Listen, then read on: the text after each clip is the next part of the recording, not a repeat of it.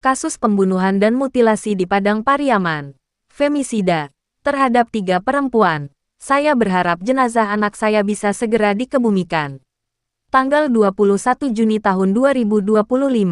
Kasus mutilasi di Padang Pariaman, Sumatera Barat, telah menyita perhatian warga setempat dalam beberapa hari terakhir.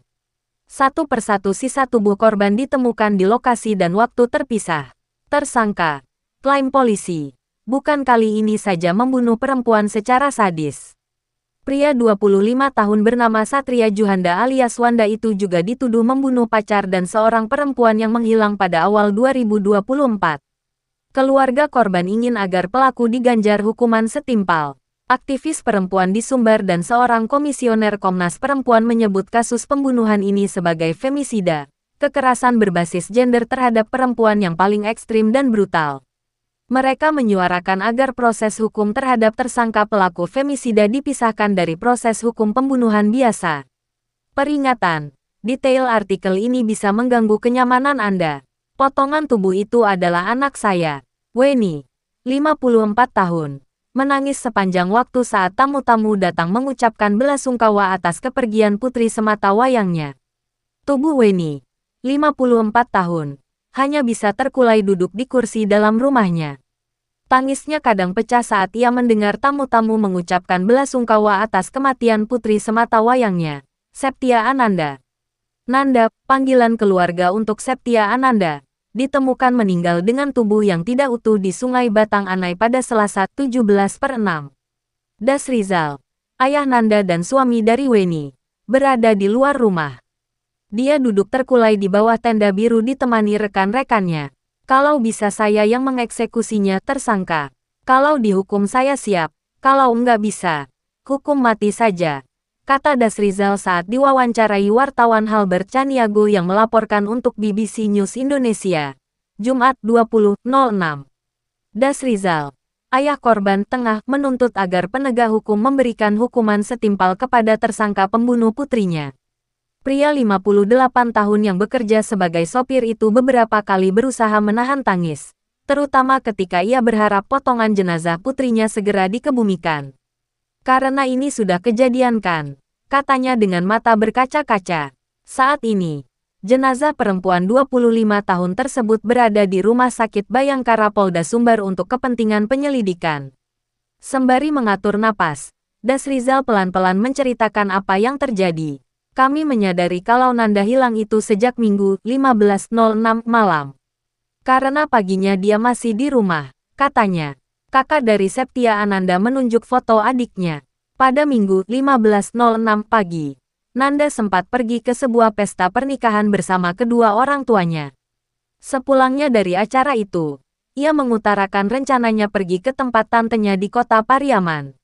Tapi sebelum itu, ia sempat meminta izin kepada ibunya, pergi ke tempat temannya. Katanya, hanya pergi sebentar saja, tambah Das Rizal. Tapi buah hati yang ditunggu tak kunjung kembali sampai malam tiba. Das Rizal mencari tahu keberadaan anak bungsunya itu ke tempat teman-temannya yang diketahui oleh keluarga. Saya sudah mencari ke rumah temannya yang ada di daerah bandara, kota Pariaman, dan beberapa temannya yang lain. Tapi tidak ada yang mengetahuinya, katanya. Suasana kedukaan di kediaman Das Rizal atas meninggalnya Septia Ananda, meski tidak membuahkan hasil, Das Rizal tetap berusaha untuk mencari tahu keberadaan Nanda melalui teman-temannya. Pencarian Das Rizal itu terhenti pada Rabu, 18/6 lalu saat ia menerima telepon dari anggota polisi. Dari polisi itu mengabarkan bahwa potongan tubuh itu adalah anak saya. Setelah mendapatkan kabar itu saya langsung berangkat ke Rumah Sakit Bayangkara Polda Sumbar, katanya. Saat sampai di rumah sakit, ia langsung melihat potongan tubuh, kepala, tangan dan kaki yang saat itu baru ditemukan polisi. Saya mengenali bahwa itu adalah anak saya dari hidung, gigi dan kakinya, katanya.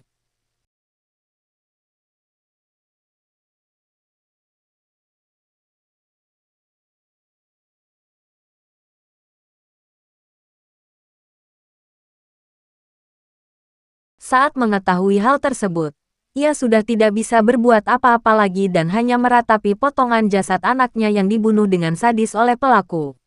Harapan keluarga. Saat ini potongan tubuh anaknya masih berada di RS Bayangkara untuk keperluan penyelidikan. Tapi, Dasrizal berharap agar jenazah putrinya segera dimakamkan dengan layak. Saya berharap jenazah anak saya bisa segera dikeluarkan.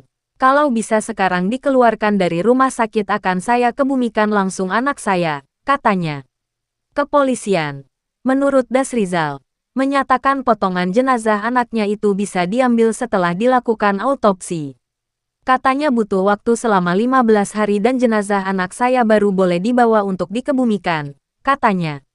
Dasrizal menceritakan bahwa anak bungsunya itu adalah sosok yang tertutup dan sangat jarang bercerita dengannya. Sumber gambar, Dok, Polres Padang Pariaman. Keterangan gambar.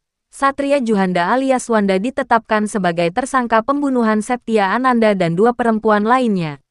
Biasanya dia kalau sudah pulang ke rumah itu langsung masuk ke dalam kamar dan tidak keluar lagi, katanya.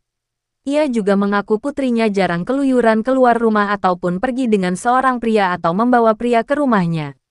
Tapi kalau saat dia berada di luar, saya juga tidak tahu bagaimana dia. Yang jelas anak saya ini tidak pernah keluyuran, katanya. Ia juga mendengar bahwa motif pembunuhan terhadap anaknya dilatar belakangi oleh utang. Jangan lupa untuk subscribe-nya.